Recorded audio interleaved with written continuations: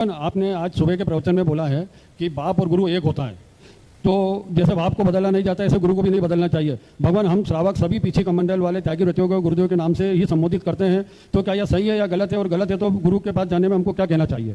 बहुत अच्छा। यह प्रश्न ब्रह्मदेव सूर्य में द्रव्य संग्रह की टीका में उठाया गया।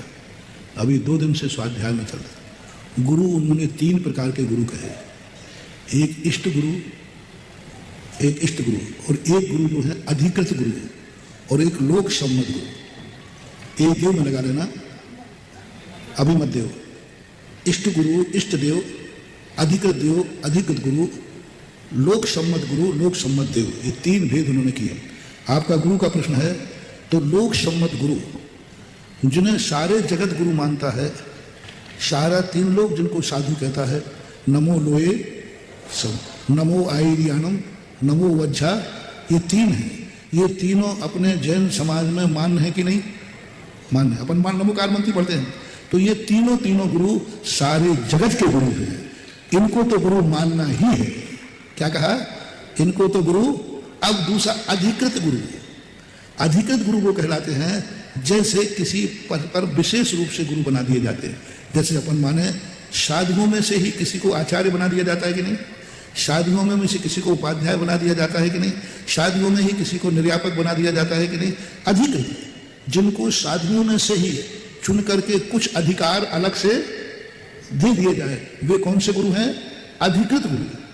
हमने 2-3 नाम दे दिए और देखा जाता है संघ में, भाई तुम पढ़ाने का काम करना, तुम, तो वे कहलाते अधिकृत गुरु। एक कहलाते इष्ट गुरु। इष्ट गुरु कौन कहलाते हैं? जिनसे तुम्हें शिक्षा मिली हो, जिनसे तुमने दीक्षा ली हो, जिनसे तुमने व्रत लिया हो, नियम लिया हो, वो कहलाते हैं इष्ट गुरु। अब सब आ गया भैया कि नहीं? हाँ, इष्ट गुरु जरूर बनाना पड़ेगा। जैसे मान लो हमें दे दीजिए, यदि हम सभी साधुओं को गुरु मानेंगे तो हमें प्रायश्चित कौन देगा? हमें उनमें से एक को मानना पड़ेगा कि नहीं?